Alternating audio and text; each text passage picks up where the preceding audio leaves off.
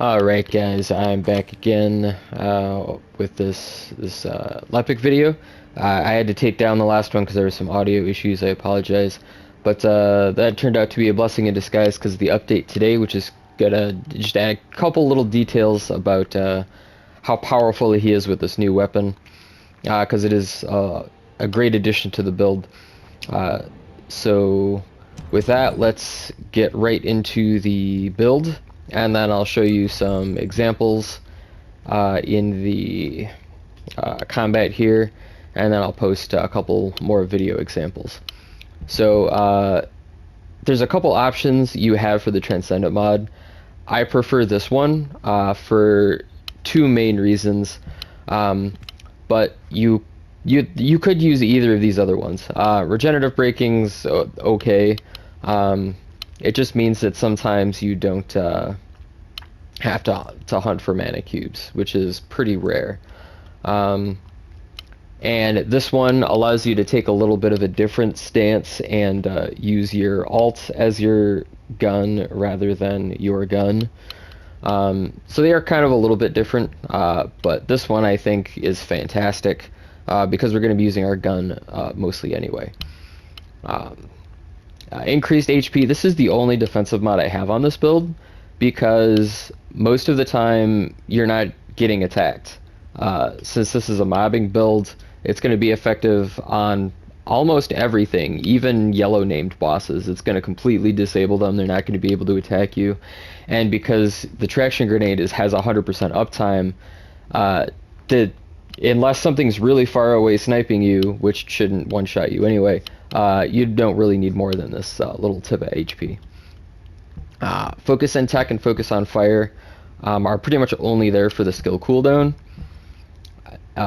After you get your character maxed out with crystallization catalysts, you can beef it up a little bit. And I could even stick another one on long distance maneuvering and get a couple extra points to level that up, but it really doesn't matter.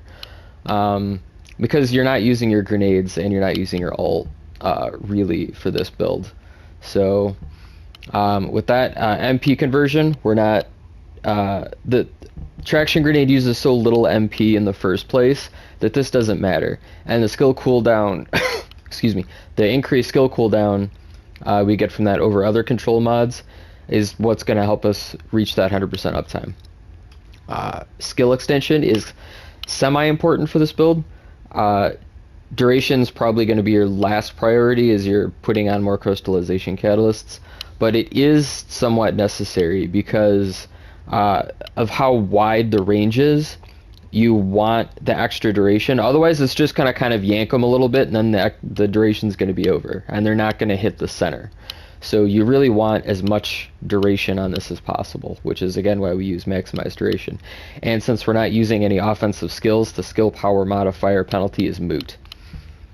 Again, with shot focus, skill power modifier is moot, don't need it. Firearm attack, awesome.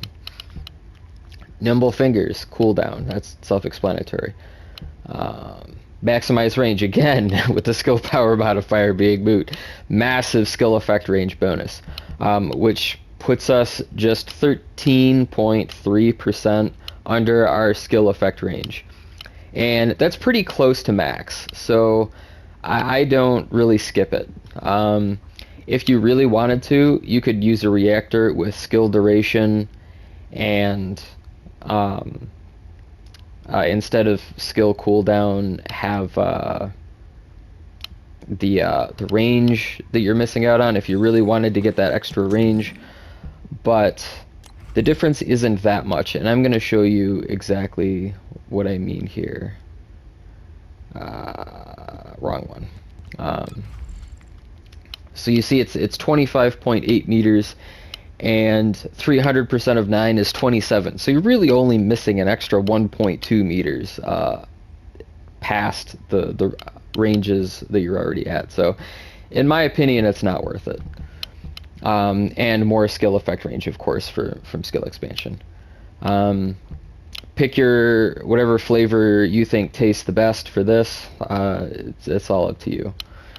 So that's the core of the build. I just showed you the reactor. Highly recommend cooldown and duration. And the nice thing about this build is I know I have all three marks checked here, but it really doesn't matter. Any reactor with skill cooldown and skill duration is going to benefit you because you're not using skill power. It has absolutely no effect on Traction Grenade. And I would be using a different one if I had a better one, but this is the only one I've ever found that has both cooldown and duration on it, so this is the one I'm using. And it just happens to be that King's Lance just got boosted, so that's what I'm using now. These mods don't really matter, just kind of put on whatever you're farming at the moment or whatever you feel like you need. And this isn't a void boss build, so resistances and stuff really aren't gonna matter.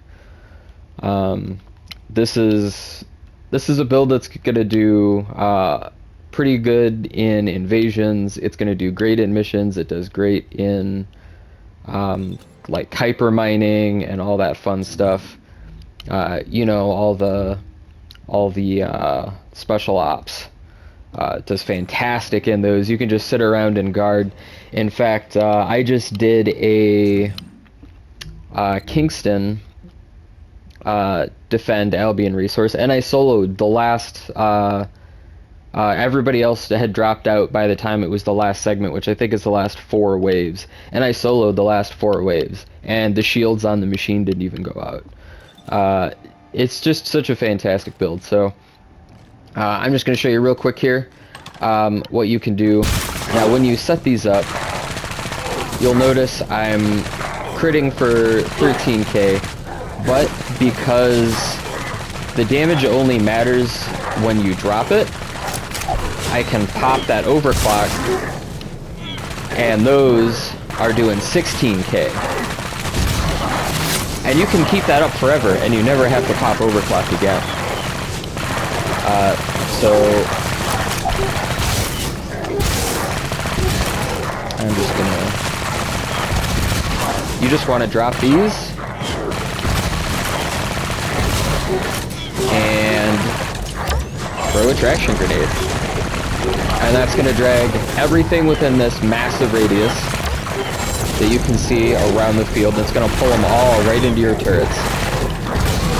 And you just got to tap your turrets. I forgot you run out of rounds in here, which is kind of weird. You just tap your turrets. It only takes a fraction of a second. And just keep throwing traction grenades. And as you're throwing traction grenades, you're going to be able to pick up more cubes. Because unless for some weird reason you're not getting any cubes dropped, or somebody else is killing everything way down the line, you should never ever have an issue with mana. Mostly because it just takes so little of it. And you can see how many times I've dropped this, even without any cubes. And that's it, that's the build. So I'm just going to show you a couple more example videos here, and with that, I hope you enjoy.